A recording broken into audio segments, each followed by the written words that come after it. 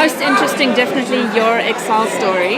Could you just share with our viewers a little bit more of that? I grew up in Providence, Rhode Island, which is in New England in the United States of America. It's got a very small population, but it's got an extremely high percentage of immigrants. And I mean, we all kind of met at the level of being Americans. It's now that I realize that actually that was quite an extraordinary experience. And to be in the middle of that with South African parents who were in the US because of apartheid, that shaped my consciousness as a black person, as a feminist, as a Pan-African, and was really good preparation, I think, for coming back to South Africa, because America has a lot of the same demons that South Africa has.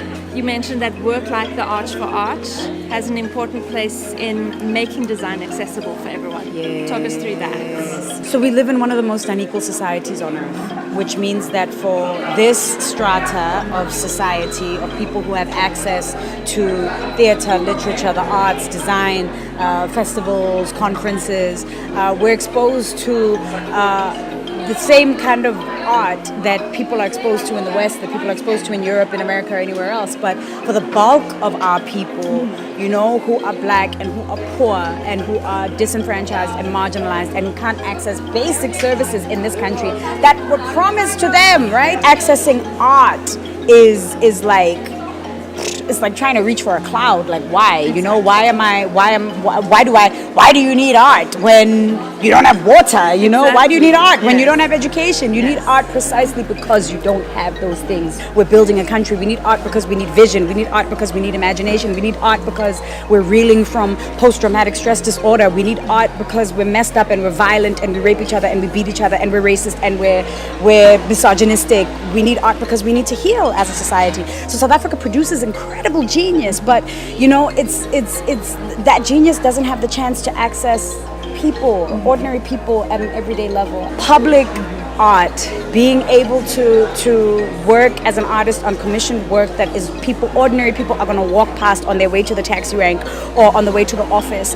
That's sometimes the only art, the only fine art that people will ever see, having fine artists working in the ad agency or fine artists working in television changes the visual landscape of media, which allows for people's imaginations to be developed in their own homes. Yes. We don't have galleries in the townships. We don't have art centers in our communities. The only place that people can access this stuff is in very public mediums and public spaces. That's why it's absolutely essential, so that when a kid who's growing up in Googs or in Khayelitsha is like, I want to be a sculptor, his mom has a reference. This is that beautiful thing that matters to me, that matters to so many people. My child does that. Talk us through your own personal creative process. I know meditation is a big thing for you. Definitely. Tell us how it happens. How do you get that flow going? So I deal with a lot of different people and a lot of different energies. I'm 39, so at different points in my life, that became an incredibly overwhelming thing. Having to take on all of this energy from different human beings. Meditation in my spiritual life helps to anchor me. Mindfulness, being able to kind of tune out from the world and tune into myself, and also realizing that in the greater scheme of things, I'm actually very small, and that's a gift. It's an extraordinary gift. Tapping into that's the well that I draw from to be able to do the work that I do, and also to be able to protect myself and to remember that actually, all of this is like smoke and mirrors. Exactly. It's not the real thing. I love process. The piece that I'm presenting tomorrow night, Saki versus Venus, it's process-driven work. Pamela Nomvete, who directed the piece, is the reason why I got into acting. She was on Generations when I was a kid, when I first came back to South Africa, and seeing this woman, this like plus-sized, curvaceous black woman who was crazy and and just fearless and relentless with dreadlocks on television was like, what is this? The most revolutionary things happen in South Africa, and then we're like, huh? Did we really do that? Did that really happen? Like things that would never happen Yes. anywhere else Yes. happen here. And we don't give ourselves a lot of credit. So Pam is that kind of phenomenon. And, you know, I went from watching her on TV and idolizing her to like 7 years later, you know, getting an acting gig from her. She was the first person to direct me. That gig led to me being cast in Hotel Rwanda, you know, which led to all kinds of like theater work. She's come back into my life many times. We've collaborated many times. She loves process as much as I love process. Process is, that's really for the performer, I think for the artist, for the creator, process is where work happens. So what the audience sees really is the end result, you know? The process is the privilege. An artist like William Kentridge, whose Center for the Less Good Ideas, where I met Anne Messina, the artist that I performed with now during my presentation, and who's also performing in Saki versus Venus, the two-hander.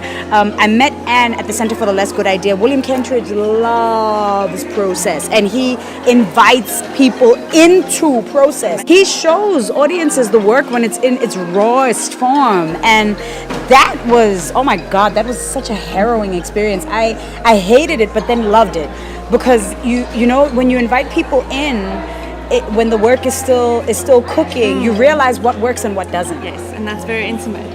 It's extremely intimate. Yeah. It's a gift. Yeah, it's actually a gift, and it's a gift also, I think, as an artist, as a performer, especially because we're so used to giving these polished, perfect products to people. To say, I'm human, and this is flawed, and it's not perfect yet, and I'm inviting you into that. Here's this rare gift, you know? You said that you only felt brave enough at the age of 21 to go this field. What would you tell people? How would you encourage the youth to stand up for what they believe in, what's inside of them, get that spark lit? Oh, wow. Africa is the future of the entire world. You know, there are 1 billion people on this continent, the overwhelming majority of whom are under the age of 30. You know, the West is getting older. Europe is aging. Their population is getting older. Our population is young people. So the future of the planet, the future of humanity is here. And I mean, it's an extraordinary time to be a young person in Africa. The narrative is shifting. Africa is asserting itself in bold and powerful ways. I mean, we see this with things like with phenomenon like Black Panther. I mean, we see this with even the success of a design indaba that draws all these talents from all over the world to Africa, to Cape Town, and says that we have an important narrative to share with you, to contribute to the world. You know, I think we're going to see more and more of this. We see African fashion trending globally. We see global stars, Rihanna referencing Africa at the Grammys, doing Gwara Gwara. It's like we are there, but we've always been there, you know. It's just we haven't been able to claim what is ours. We haven't been able to say that's our contribution, and now for the very first time we can, which is an extraordinary moment to be alive. It's extraordinary to be a creative at this time when we're doing the work of dismantling white supremacist capitalist patriarchy, and African women are essential, absolutely essential to that narrative. The solutions that the continent needs are alive in the minds and in the hearts and in the spirits of young people right now. So you're tremendously important, and everybody will try to tell you that you're not. Everybody will try to tell you that you matter in so much as, you know, the price on your jeans matters, or in so much as your weave matters, or in so much as the car you drive matters. That's crap. You know, people are marketing at you because they want to control your mind, because they want to control your spirit, because you are that powerful. So if a marketer can decide what you are going to value, they can actually decide what the world is going to value. That's how important you are.